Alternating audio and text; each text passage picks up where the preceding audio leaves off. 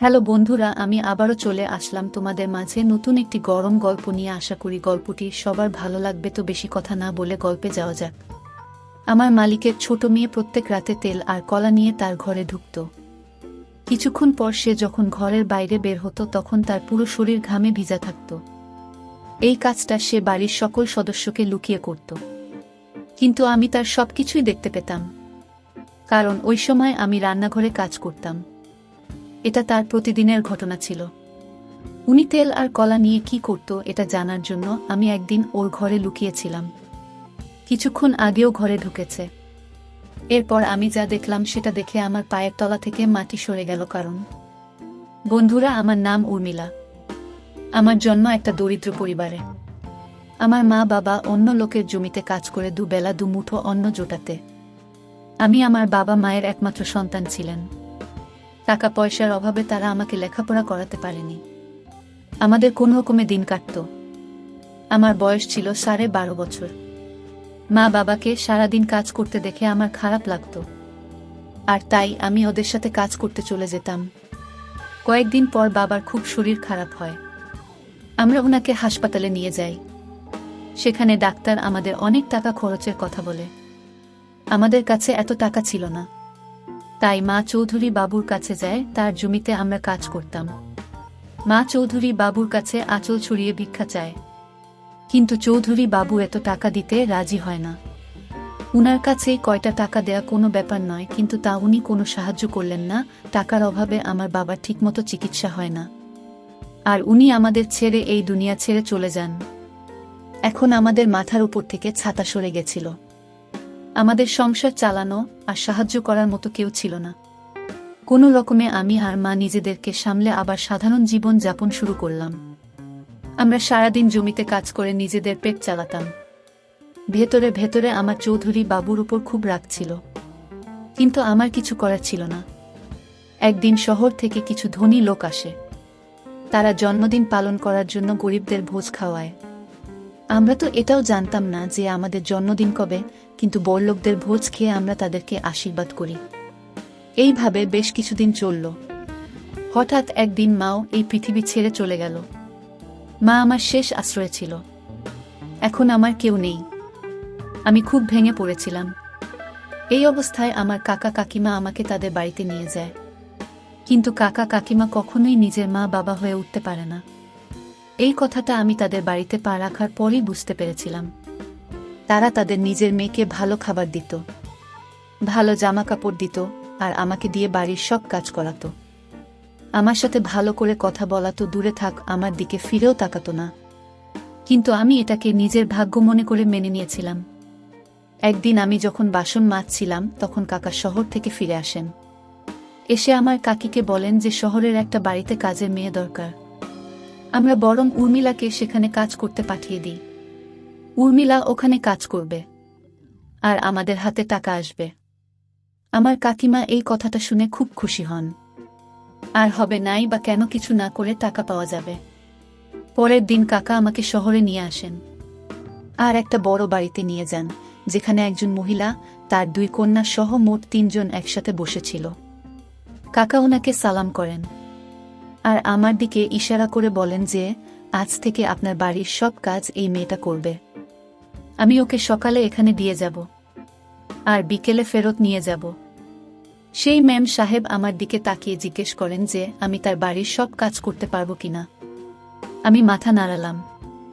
আমি জানতাম যে এত বড় বাড়ির সব কাজ একা হাতে সামলানো খুব একটা সহজ হবে না, কিন্তু আমার রাজি হওয়া ছাড়া আর কোনো উপায় ছিল না।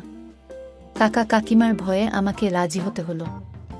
সেই মালিকের বউ আমাকে সব কাজ বুঝিয়ে দিলেন, আর আমি রান্নাঘরে কাজ করতে শুরু করলাম। আমি সারাদিন কাজ করতাম, আর রাতে কাকা আমাকে বাড়ি নিয়ে যেত। বাড়ি গিয়ে শুকনো রুটি খেয়ে গরমের মধ্যে ঘুমিয়ে পড়তাম। পরের দিন সকালে কাকা আমাকে আবার মালিকের ভয়ে বাড়িতে দিয়ে আসব। কিছুদিন এইভাবে চলল। একদিন মালিকের ভয়ে বাড়িতে অনেক অতিথি আসে, আর তাই কাজও অনেক বেড়ে যায়। সেই জন্য মালিকের বউ আমাকে বাড়ি পাঠায় না। উনি আমার কাকাকে বলেন যে যতদিন আমার অতিথিরা এই বাড়িতে আছে ততদিন উর্মিলাকে এখানে থাকতে দিন, কারণ রাতে সবাই দেরি করে খায়, তাই কাজও অনেক বেড়ে যায়। কাকা আমাকে না নিয়ে বাড়ি ফিরে গেল। আমি অনেক রাত অবধি কাজ করতাম। আর মালিক এবং তার বাড়িতে থাকার জন্য আমাকে একটা ঘর দিয়েছিলেন। কাকা কাকিমার বাড়িতে থাকা থেকে আমার এখানে থাকতে বেশি ভালো লাগতো, কারণ এখানে আমি ভালো খাবার পেতাম। আমার শোবার ঘরে পাখা ছিল, তাই আমাকে আর গরমের মধ্যে ঘুমাতে হতো না। কিন্তু আমি যখনই মালিকের বুকে তার মেয়েদের সাথে দেখতাম, তখনই আমার নিজের মায়ের কথা মনে পড়ে যেত। এইভাবে কয়েকটা দিন কেটে গেল। মালিকের বয়ের অতিথিরা ফিরে গেল, কিন্তু মালিকের বউ আমাকে বাড়ি পাঠালেন না। তিনি আমার কাকাকে পরিষ্কার করে বলে দিলেন যে উর্মিলা এখন থেকে এখানেই থাকবে। মালিকের বউ আর তার ছোট মেয়ের সাথে আমার ভালো সম্পর্ক গড়ে উঠেছিল। উৎসবের দিন মালিকের বাবা মাকে নতুন জামা কাপড় দিতেন। উনার ছোট মেয়েটি খুব ভালো ছিল, আমার সাথে খোলা মনে মিশত। কিন্তু ওনার বড় মেয়েটি একটু রাগী ছিল।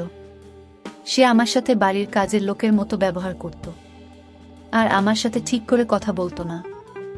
একবার মালিকের বউ আর তার মেয়েদের একটা বিয়ের ফাংশনের জন্য 3 দিন বাড়ির বাইরে থাকতে হয়।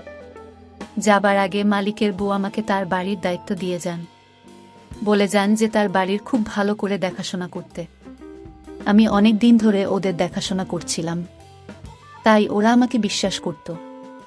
আমি বললাম যে এত বড় বাড়িতে আমার একা থাকতে ভয় লাগবে। তাই মালিকের বউ আমার কাকাকে ডেকে পাঠান আর বলেন এই 3 দিন আমার সাথে এই বাড়িতে থাকতে। কাকার সঙ্গে সঙ্গে রাজি হয়ে যায়, আর মালিকের বোনেরা বেরিয়ে পড়ে। আমি কাকা আর আমার খাবার বানালাম আর খেয়ে শুয়ে পড়লাম।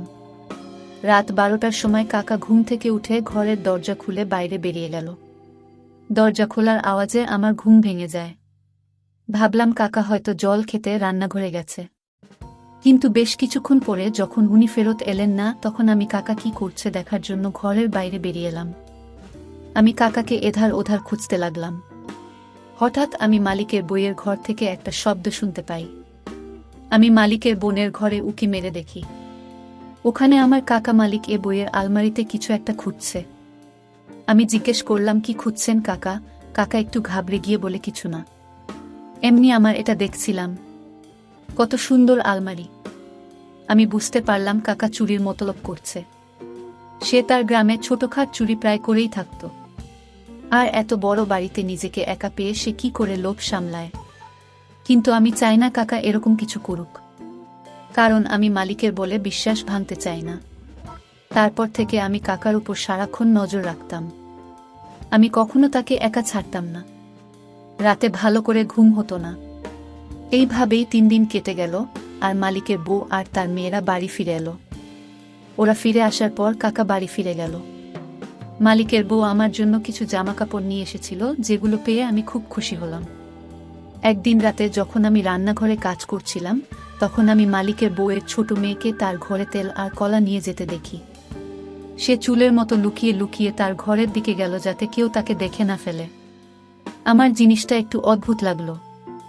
দীপা দিদি তেল আর কলা নিয়ে কি করবে? মালিকের বোনের স্বামী কিছু বছর আগে মারা গিয়েছিলেন।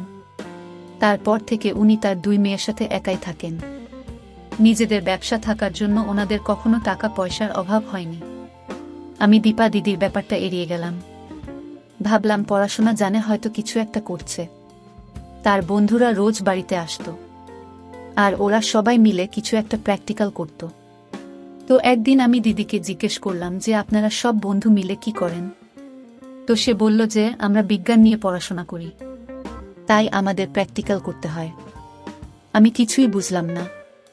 আমি তো কোনো দিন স্কুলে যাইনি, তাই পড়াশোনার ব্যাপার আমি কি করে বুঝব? তাই জন্য আমি দীপা দিদির তেল আর কলা নিয়ে যাওয়ার ব্যাপারে বেশি মাথা ঘামাতাম না। বাড়ির সকলের খাওয়া হয়ে যাওয়ার পর আমি বাসন মাজতাম আর রান্নাঘরটা পরিষ্কার করতাম। এর মধ্যে দিদি ফ্রিজ থেকে কলা বের করত আর একটা পাত্রে তেল ঢেলে নিজের ঘরে নিয়ে চলে যেত। এখন এটা রোজকার ব্যাপার হয়ে গেছিল। আমার ঘরটা দিদির ঘরের একদম সামনে ছিল। মাঝরাতে দিদির ঘর থেকে বের হতো আর নিজের হাত ধুত। তার গোটা গা ঘামে ভিজে থাকত। মাঝে মাঝে যখন আমার ঘুম আসতো না, তখন আমার এসব চোখে পড়ত। রোজ আমি এসব দেখতে পেতাম না, কারণ যখন সে বাইরে আসতো আমার চোখ লেগে যেত। এখন আর এই জিনিসটা আমার পড়াশোনার বিষয় মনে হচ্ছিল না, মনে হচ্ছিল অন্য কিছু। কারণ দিদি যদি প্র্যাকটিক্যালের জন্য কলা আর তেল নিয়ে যেত তাহলে লুকিয়ে লুকিয়ে কেন নিয়ে যেত, আর রোজ কেন নিয়ে যেত? সারাদিন আমার মাথায় এটাই ঘুরত যে দিদি তার ঘরে কি এমন করে। আমি মালিকের বুয়ের সাথে এই ব্যাপারে কথা বলবো ভাবলাম। একদিন আমি মালিকের বুয়ের ঘরে গেলাম আর দেখলাম উনি ফোনে কারো সাথে কথা বলছেন। তাই আমি কিছু না বলে ওখান থেকে চলে এলাম। তারপর আমি ভেবে দেখলাম যে মালিকের বুকে বললেন শুধু শুধু বাড়িতে ঝামেলা হবে, তাই আমি ছেড়ে দিলাম আর এই ব্যাপারটা নিয়ে মাথা ঘামানো বন্ধ করে দিলাম। একদিন আমার রাতে ঘুম আসছিল না, আমার মায়ের কথা খুব মনে পড়ছিল। আমি দেখি দীপা দিদি তার ঘর থেকে বের হলো, তার চোখে জল এসে যাচ্ছিল। আমি ঘর থেকে বেরিয়ে এসে দিদিকে জিজ্ঞেস করলাম, আপনি কাঁদছেন কেন? দিদি প্রশ্নটা এড়িয়ে যায় আর বলে, কিছু না, তুমি গিয়ে শুয়ে পড়ো। এই বলে সে তার ঘরে চলে গেল। আমার এই চিন্তায় সারা রাত ঘুম হলো না। ভাবতে লাগলাম যে কি এমন হলো যে সব সময় হাসি খুশি থাকা দীপা দিদি এত রাতে কাঁদতে কাঁদতে ঘর থেকে বেরিয়ে এলো। সারাদিন আমার মাথায় একটাই চলতে লাগলো, দীপা দিদির তেল আর কলা নিয়ে ঘরে যাওয়া, মাঝ রাতে ঘর থেকে বেরিয়ে এসে হাত ধোয়া, সারা ঘামে ভিজে থাকা, তারপর এক রাতে কাঁদতে কাঁদতে ঘর থেকে বেরিয়ে আসা, আর সব থেকে বড় কথা এই সব কাজ লুকিয়ে করা। আমার কোনোটাই স্বাভাবিক মনে হলো না। আমার দিদির উপর সন্দেহ হয়, ও কোনো খারাপ কাজ করছে না তো। পরের দিন দিদি কলেজে চলে যায় আর বড় দিদিও তার কলেজে যায়। তখন আমি মালিকের বুকে চা দিতে গেলাম আর ভাবলাম যে দীপা দিদির ঘরটা একবার খুঁজে দেখি। দুপুরবেলা যখন মালিকের বউ ঘুমিয়ে পড়লে তখন আমি দীপা দিদির ঘরে যাই, কিন্তু ঘরে তো সেরকম কিছুই পেলাম না, সব জিনিস ঠিকভাবে রাখা ছিল। আমি বেরিয়ে এসে ভাবতে লাগলাম যে আসল ঘটনাটা কি। তখনই দীপা দিদি আর বড় দিদি কলেজ থেকে ফিরে আসে। আমি তাদের জন্য খাবার বানিয়ে দিলাম, কিন্তু দীপা দিদির খেতে চাইল না। সকালেও সে ঠিক করে জল খাবার খায়নি। আমি অনেকবার করে বললাম যে দিদি খাবারটা খেয়ে নাও, কিন্তু সে রেগে যায় আর আমিও চুপ করে যাই। কিছুক্ষণ পর আমি ভাবলাম যে দিদিকে একবার জিজ্ঞেস করি তার কি হয়েছে, কিন্তু তারপর মনে হলো যদি সে রেগে যায়, আমার দীপা দিদির জন্য চিন্তা হয়। আমি যবে থেকে এই বাড়িতে এসেছি দিদি একবার আমাকে বুঝতে দেননি যে আমি বাড়ির কাজের মেয়ে। সে আমায় কাকা কাকিমা থেকে অনেক বেশি যত্ন করেছে। কিছুক্ষণ পর আমার মাথায় একটা বুদ্ধি আসে, আমি যদি আজ রাতে দীপা দিদির ঘরে লুকিয়ে থাকি তাহলে আমি সবটা জানতে পারবো। আমি রাতে সবাইকে খেতে দিলাম, কিন্তু নিজে কিছু না খেয়ে দিদির ঘরে গিয়ে একটা কোনায় লুকিয়ে পড়লাম। আমি এমন সময়ে তার ঘরে ঢুকলাম যখন সে রান্নাঘরে তেল আর কলা নিতে গিয়েছিল। আমি লুকিয়ে লুকিয়ে দেখলাম যে দিদি তার ঘরে এলো আর ঘরের পেছনের দরজাটা খুলে দিল। আমার মনে পড়ল সেই দিন যখন আমি দিদির ঘরে এসেছিলাম, তখন এই দরজাটা আমার চোখে পড়েনি। হয়তো দরজাটার সামনে পর্দা লাগানো ছিল, তাই আমার চোখে পড়েনি। তারপর আমি দেখলাম যে দিদি ওই দরজা দিয়ে একটা মানুষকে ভিতরে ঢোকালো, আর তারপর যেটা হলো সেটা দেখে তো আমার পায়ের তলা থেকে মাটি সরে গেল। তখন হঠাৎ আমার হাতের চিন্তা, যেটা আমার মা মেলা থেকে আমায় কিনে দিয়েছিল, সেটা খুলে মাটিতে পড়ে যায়। সেই আওয়াজটা শুনে দিদির মনে হলো যে তার ঘরে আরও কেউ আছে। সে উঠে তার ঘরটা খুঁজে দেখতে লাগলো, আর তখনই একটা কোনায় সে আমাকে দেখতে পেল। দিদি আমাকে দেখে ঘাবড়ে গেল আর রেগে গিয়ে বলল, তুমি এখানে কি করছো? এইভাবে লুকিয়ে আছে কেন? দিদির রাগ দেখে আমি একটু ভয় পেলাম। বললাম, আমাকে ক্ষমা করবেন দিদি, আমি কোনো খারাপ উদ্দেশ্য নিয়ে এই ঘরে আসিনি। আমার আপনার জন্য চিন্তা হচ্ছিল, কারণ আজকাল আপনি ঠিক করে খাবার খান না, আর সেই দিন আপনি কাঁদতে কাঁদতে ঘর থেকে বেরিয়েছিলেন। তারপর দীপা দিদি আমাকে সবটা খুলে বলল। সে কোনো ভুল কাজ করছে না, বরং এবং মানুষের উপকার করছে। দিদি ওই লোকটার দিকে ইশারা করে বলে, ইনি আমার দাদু হন। আমার বাবা মারা যাওয়ার পর আমার মা ওনাকে বাড়ি থেকে বের করে দিয়েছিল। তারপর থেকে উনি একটা মসজিদে থাকেন, কিন্তু আমি এটা সহ্য করতে পারতাম না। আমি এই ব্যাপারে মায়ের সাথে কথা বলার চেষ্টা করেছিলাম, কিন্তু মা আমাকে খুব বকা দিয়েছিল। তাই আমি একটা প্ল্যান বানাই। আমি রাতে দাদুকে আমার ঘরে নিয়ে আসি, আর সকাল হলে ওনাকে পিছনের দরজা দিয়ে বের করে দিই। আমি দিদিকে জিজ্ঞেস করলাম যে সে তেল আর কলা দিয়ে কি করে। দিদি বলে যে দাদুর লিভারের সমস্যা আছে, তাই সে বেশি খাবার খেতে পারেন না, তাই উনি একবেলা খাবার খান। সকালে কলেজে যাওয়ার সময় আমি ওনাকে খাবার দিয়ে যাই। রাতের বেলা উনি কিছু খান না, তাই আমি ওনাকে ফল খাওয়াতে শুরু করি। আর কলায় সব থেকে প্রিয় ফল, তাই আমি রোজ রাতে উনার জন্য কলা নিয়ে আসি। আমি এসব লুকিয়ে করি যাতে মা আর দিদি কিছু জানতে না পারে। আর দাদুর হাঁটুতে খুব ব্যথা, তাই আমি রোজ তেল নিয়ে আসি ওনার হাঁটুতে মালিশ করার জন্য। অনেকক্ষণ ধরে মালিশ করার পর আমার গা ঘামে ভিজে যায়, আর আমি বাইরে হাত ধুতে যাই। সেদিন আমার দাদুর শরীরটা ভালো ছিল না, তাই আমার চোখে জল চলে এসেছিল। দিদির কথা শুনে আমার মনের সব আশঙ্কা দূর হয়ে যায়। আমি চুপচাপ নিজের ঘরে ফিরে আসি। ঘরে এসে আমি ভাবতে লাগলাম, আমার মালিকের বউ এতটা নিষ্ঠুর কি করে হতে পারে, যে তার অসুস্থ শ্বশুরমশাইকে বাড়ি থেকে বের করে দেন। তার সাথে সাথে আমার দীপা দিদির উপর গর্ব হয়। আজকালকার দিনে বড় মনের মানুষ খুব একটা দেখা যায় না, আর দীপা দিদির মনটা খুব বড় ছিল। এই সমাজটা বড় নিষ্ঠুর হয়ে গেছে, তারা বয়স্ক মানুষদের বাড়ি থেকে বের করে দিচ্ছে। আমি ভালো করে বুঝতে পারলাম যে মানুষ অন্যের কষ্ট বোঝে না, যখন সেই কষ্ট সে নিজে অনুভব করে তখনই তার মর্ম বোঝে। আর বন্ধুরা, এই কাহিনীটি থেকে আমরা যে শিক্ষা অর্জন করতে পারলাম তা হচ্ছে, আমরা চোখের সব সময় যা দেখি তা নিয়ে সন্দেহ করা ঠিক নয়।